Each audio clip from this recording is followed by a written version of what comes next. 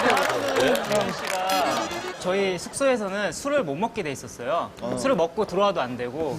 근데 얘는 들어온 지 얼마 되지도 않았고 얘가 소주 한 병을 먹고 들어온 거예요. 얼마나 속상했어. 얼마나 이쪽. 멤버들 몰래 그냥 이렇게 제 방까지 들어온 거예요. 그래서 제 방에 침대에 누워서 묘가 힘들어.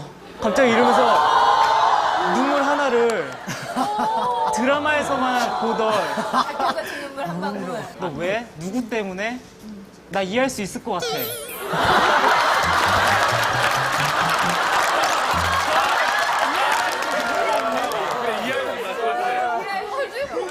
혹시 그분이니? 혹시 그분이니? 특이 형.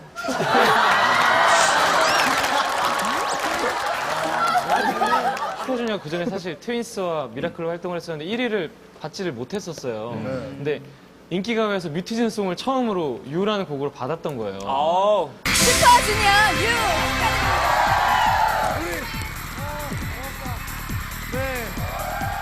그래서 멤버들이 정말 너무나도 복받쳐서 막 다들 무대에서 진짜 막 엄청 눈물을 많이 흘렸어요. 그래서 그걸 보면서 사실 저도 너무 기쁘고 제가 가수로서 정말 꿈꾸던 가수로서 처음 1등을 한 거였는데 문득 갑자기 그 순간 든 생각이 내가 지금 울면 제가 뭐 했다고 울어? 라는 생각을 사람들이 혹시라도 하거나 혹시 멤버들도 그런 생각을 할까봐 제가 진짜 막 너무 슬픈데 이거를 눈물 날 것 같은데 참고 있었어요.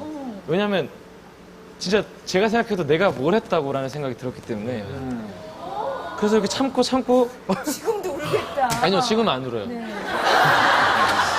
그래서 겨우 참고 이제 대기실에 딱 들어왔는데 대기실에 와서도 멤버들이 계속 울고 있었어요. 저 근데 멤버들 보면서 나도 정말 울고 싶은데 그래도 멤버들이 나쁘게 보면 안 되니까 참고 있었는데 이특이 형이 울다가 저를 딱 보더니 규현아 너도 수고했어 하면서 딱 안아주면서 이특이 형이 눈물 흘리는데 제가 갑자기 그동안 참아왔던 모든 게 확 올라오면서 서러운 모든 게 다 올라오면서 맞아요 이특이 형 그러면서 제가 눈물을 진짜 그래 나도 이제 슈퍼주니어 멤버라는 생각이 든 거예요. 그러면서 눈물을 굉장히 많이 흘렸던 기억이 있습니다. 진짜 혼자서 명중 약중 다 하시네요. 이 정도 얘기가 나왔으니까 이특 씨의 이미지를 회복해주기 위해서는 우리 희철 씨가 뭐 예전에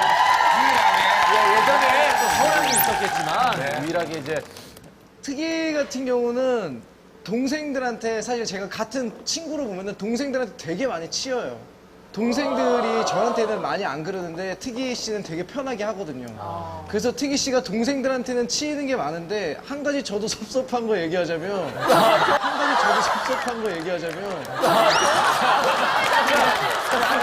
아니 좋은 거 많이 얘기했으니까 일단 칭찬했으니까 네, 칭찬했으니까 좋아 이런 식으로 방송 살 수 있다면 절 더 욕하세요. 와 이게 머리가 진짜 솔직히 이거는 동생들이 다 인정할 것 같은 게 특이 씨 여기서 이렇게 토크 마치고 대기실 가잖아요.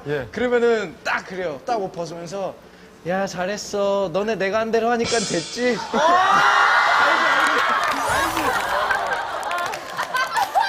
생색 지지. 더 이상 이대로 방치하다가는 리더로서의 위기를 맞이하게 됩니다. 맞습니다. 그동안 리더로서 참 많이 힘드셨죠. 예전엔 힘들고 지금은 힘들지 않습니다. 예. 아니 이렇게 후배들이 이렇게 많은 불평불만을 얘기하는데도 힘이 한 개도 안 들다는 겁니까? 이렇게 저한테 얘기를 할 수 있다는 것 자체는 편안함도 있고요. 그리고 저와 함께 했던 추억이 있었기 때문에 얘기를 할 수 있는 게 아닐까 싶습니다. 정말 친하지 않으면 이런 얘기를 어떻게 하겠냐? 불편하면 이런 얘기를 꺼내지조차 못해요. 사실 제가 뭐 규현 씨나 려욱 씨 같은 경우에 이렇게 조금 더 그렇게 했었던 이유는 사실 저희가 데뷔 7년 차긴 하지만 강심장에서 처음 좀 말씀드리도록 할게요. 사실 처음 데뷔했을 때 사실 프로젝트 그룹이었었어요. 그래서 저희가 3개월만 활동을 하고 다 각자의 길로 해산하는 그런 프로젝트였었거든요. 그래서 슈퍼주니어를 거친 다음에 다른 길을 가야 된다라는 어떤 그 등용문 자체였었어요. 네, 그래서 입학과 졸업의 개념처럼 네, 그래서 2005년 저희 데뷔 앨범을 보시면은 슈퍼주니어가 아니라